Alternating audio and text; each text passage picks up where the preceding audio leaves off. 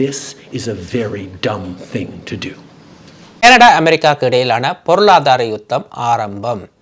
Canadian prime minister Justin Trudeau அவர்கள் முதல் தடவையாக அமெரிக்கன் பிரசிடென்ட் டொனால்ட் ட்ரம்ப் அவர்களை டொனால்ட் என்று அழைத்துள்ளார். அது மட்டுமில்லை, டொனால்ட் நீ ஒரு முட்டாள். இந்த பொருளாதார யுத்தத்தினால் அமெரிக்க பங்கு சந்தை சரிவடைந்துள்ளது. கனடா உடனடியாக 30 பில்லியன் பெறுமதியான அமெரிக்க பொருட்களுக்கு வரி விதித்துள்ளது. 25% tariffs against $155 billion worth of American goods. இது அடுத்த கட்டத்துக்கு செல்லுமாக இருந்தால் ஒன்டாரியோ பிரீமியர் டக் ஃபோர்ட் அவர்கள் அமெரிக்காவுக்கு செல்லும் மின்சாரத்தை தடை செய்வதாக எச்சரித்துள்ளார். I will shut down the electricity going down to the US.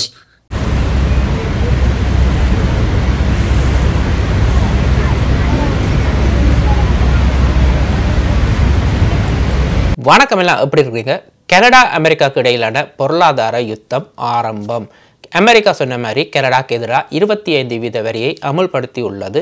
Canada என்ன சும்மாவா, நீ என்ன 25% போடுறது, நானும் ஒரு 25% தாரன்னு சொல்லி கனடா உடனடியாக பதிலடி கொடுத்துள்ளது. So today the United States launched a trade war against Canada. Their closest partner and ally, their closest friend. இது டொனால்ட் ட்ரம்ப் கனடாவுக்கு எதிரான யுத்தம் மட்டுமல்ல, மெக்சிகோ சைனாவுக்கு இடையிலான யுத்தமும் ஆரம்பமாக போகிறது. கனடாக்கு 25%, மெக்சிகோக்கு 25%, சைனாக்கு 20%. கனடா ஆல்ரெடி ரிட்டாலியேட் செய்துவிட்டது. மெக்சிகோ வரும் ஞாயிற்றுக்கிழமை ரிட்டாலியேட் செய்ய போகிறது. சைனா வரும் 10ஆம் தேதி பதிலடி கொடுக்க இருக்கிறது. Canadian prime minister Justin Trudeau அவர்களின் பேச்சு கம்பீரமாக இருந்தது. ஒரு யுத்தத்துக்கு ஏற்ற வகையாக அந்த பேச்சு அமைந்திருந்தது. இந்த உரையில் அமெரிக்க மக்களுக்கு நேரடியாக அவர் கூறிய விடயம், இதை நாங்கள் தொடங்கவில்லை, உங்கள் அரசாங்கம் தான் ஆரம்பித்து வைத்தது. Canada will be implementing 25% tariffs against $155 billion worth of American goods. Starting with tariffs on $30 billion worth of goods immediately, and tariffs on the remaining $125 billion of American products in 21 days' time. கனடாவுடைய ரிட்டாலியேஷனை பார்த்தீங்கன்னு சொன்னால், எந்த பொருள் அமெரிக்காவிலிருந்து கனடாவுக்கு வருமா இருந்தால் 25% வரி, அதுவும் 155 பில்லியன் பெறுமதியான பொருட்களுக்கு. இப்போ உடனடியாக என்ன செஞ்சுருக்கிறாங்கன்னு சொன்னால், 30 பில்லியன் பொருட்களுக்கான வரியை அமுல்படுத்தியிருக்கிறாங்க. மீதி 125 பில்லியன் பெறுமதியான பொருட்களுக்கு இன்னும் 21 நாளில் தான் அது நடைமுறைக்கு வர உள்ளது. இப்போ மார்ச் 3ஆம் தேதி டொனால்ட் ட்ரம்ப் அவர்கள் கூறியது என்று சொன்னால், மார்ச் 4ஆம் தேதியிலிருந்து இந்த 25% டெரஃப் கனடா மெக்சிகோ 2 நாடுகளுக்குமே நடைமுறைப்படுத்த போவதாக. அவாய்ட் பண்ணவே முடியாது, எப்படியாவது இந்த முறை வந்தே ஆகணும், எந்தவித தடையுமே இல்லாமல். President Trump said yesterday that there is nothing Canada or Mexico can do to avoid these tariffs. Underlines very clearly what I think a lot of us have suspected for a long time, that these tariffs are not specifically about fentanyl, even though that is the legal justification he must use to actually move forward with these tariffs. ஆனால் கனடாவுக்கு ஆரம்பத்திலேருந்தே ஒரு சந்தேகம் இருந்தது, இது போர்டர்னால் வந்த டெரஃப் இல்லை, இதுக்கு பின்னால் வேறு ஏதோ இருக்குண்டு.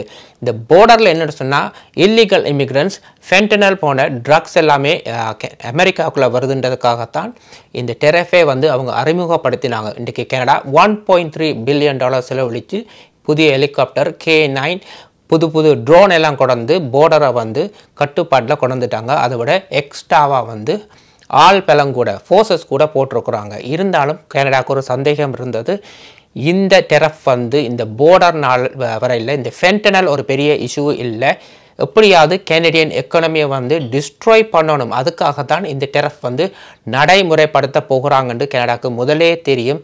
இப்போ கனடா என்ன செஞ்சுருக்குன்னா, சேலஞ்ச் பண்ணியிருக்கிறாங்க, இது ஒரு illegal action.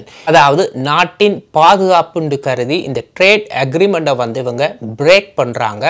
Dispute resolution claim, அதாவது வேர்ல்ட் ட்ரேட் ஆர்கனைசேஷனுக்கும் USMCAக்கும் இவங்க சேலஞ்ச் பண்ணுறாங்க. That's going to hurt people on both sides of the border. Americans will lose jobs. Americans will be paying more for groceries, for gas, for cars, for homes, because we have always done best when we work together. இந்த ஸ்பீச்சில் Justin Trudeau என்ன கூறியுள்ளார் என்று சொன்னால், Canada அமெரிக்காவும் வந்து பக்கத்து நாடுகள் friends சகோதர நாடுன்னு கூட கூறலாம். ரெண்டு நாடுகளுமே எவ்வளவு ட்ரேடிங் அக்ரிமெண்ட்டில் சைன் வச்சுருப்பாங்க. நிறைய தொழில்களை வந்து ரெண்டு நாடுகளுமே அமைச்சு கொடுத்துருக்குறாங்க. ரெண்டு நாடுகளுமே எக்கானமியில் வந்து நல்ல ஹையானது. திடீரென்று அமெரிக்கா கனடாவை வெறுக்கிறதுக்கான காரணம் என்ன? பரம விரோதியான ரஷ்யாவுடன் ஒரு பாசிட்டிவான பேச்சுவார்த்தை நடப்பதற்கான காரணம்தான் என்ன? டொனால்ட் ட்ரம்புக்கு வந்து கனடியன் எக்கானமியை வந்து டிஸ்ட்ராய் பண்ண வேண்டும். நேற்று எக்ஸ் என்ற பக்கத்தில் வந்து அவர் கூறியுள்ளார்னு சொன்னால் கனடா அமெரிக்கன் பேங்க்ஸை வந்து அலோவ் பண்ணுறாங்க இல்லை. இந்தியன் ஸ்பீச்சில் ஜஸ்டின் ட்ரூடோ என்ன கூறியுள்ளார்னு சொன்னால் மொத்தமாக 15 அமெரிக்கன் பேங்க்ஸ் வந்து கனடாவில் இருக்குது. அதில் டேர்ன் ஓவர் வந்து ஒரு $113 பில்லியன் என்று கூறியுள்ளார். இப்போ டொனால்ட் ட்ரம்புக்கு அப்படி என்னத்தான் தேவைப்படுதுன்னு சொன்னால் கனடியன் பேங்கிங் அக்சஸ் தான் அவருக்கு தேவைப்படுது. ஏன்னு சொன்னால் யார் கனடாக்கு இன்வெஸ்ட்மெண்ட் பண்ணுறது, அந்த இன்வெஸ்டர்ஸ் யார், அதை கண்டுபிடிச்சி அந்த இன்வெஸ்டர்ஸை வந்து அமெரிக்காவுக்கு எடுத்து போகிறது தான் அவருடைய ஐடியா. அப்படி எடுத்துகிட்டு போனால் வந்து கனடாவோட எக்கனமி வந்து டிஸ்ட்ராய் பண்ணலாம். கனடாவோட எக்கனமியை டிஸ்ட்ராய் பண்ணால் 51வது மாநிலம் ஆகிறதுக்கு அவருக்கு அது ஈஸியாக இருக்கும். ஆனால் ட்ரூடோ இங்கே கூறியுள்ளாருன்னு சொன்னால் கனடா ஒருபோதும் 51வது மாநிலமாக வந்து மாறப்போகிறதும் இல்லை, எந்த ஒரு அக்சஸுமே நாங்கள் அவர்களுக்கு கொடுக்க போகிறதும் இல்லை என்று உறுதியாக கூறியுள்ளார். அமெரிக்காவில் வால் ஸ்ட்ரீட்டில் குறிப்பிடப்பட்ட அந்த லாங்குவேஜை வந்து ஜஸ்டின் ட்ரூடோ அப்படி காப்பி பண்ணி இந்த ஸ்பீச்சில் சொல்கிறார். டொனால்ட் இஸ் டம். Donald. Now, it's not in my habit to agree with the Wall Street Journal, but Donald, they point out that even though you're a very smart guy, this is a very dumb thing to do. Canadian prime minister American மக்களுக்கு நேரடியாக ஒரு மெசேஜை கூறியுள்ளார். இந்த பொருளாதார ஓரை வந்து நீங்கள் தான் ஆரம்பித்து வைத்தீர்கள், இதனால் நீங்கள் தான் அதிக அளவில் கஷ்டப்பட போகிறீங்க. Now, just like I did a month ago, I want to speak first directly to the American people. We don't want this. We want to work with you as a friend and ally. And we don't want to see you hurt either. But your government has chosen to do this to you.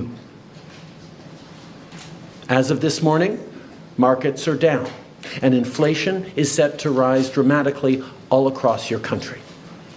Recession வரப்போகுது, நிறைய வேலை வாய்ப்பை இழக்க போகிறீங்க, பொருட்களின் விலை அதிகரிக்க போகுது, கேஸ் ப்ரைஸ்லேருந்து எலக்ட்ரிசிட்டிலேருந்து எல்லா விலைகளுமே அதிகரிக்க போகுது.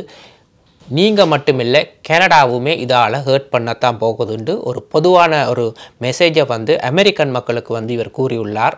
இப்போ ஒன்டாரியோ பிரீமியர் டக் ஃபோர்ட் என்ன கூறியுள்ளார் என்று சொன்னால், இது அடுத்த கட்டத்துக்கு இந்த டெரஃப் எடுத்து செல்லுமா இருந்தால் தன்னுடைய ஒரு சின்ன ஸ்மைலோட அமெரிக்காவுக்கு போகிற எலக்ட்ரிசிட்டி சுவிட்சை வந்து நான் ஆஃப் பண்ணிடுவேன். அப்படி நடந்தால் என்ன நடக்கும்னு சொன்னால் 1.5 மில்லியன் பீப்புள் அமெரிக்கன் பீப்புளுக்கு வந்து எலக்ட்ரிசிட்டி இருக்காது.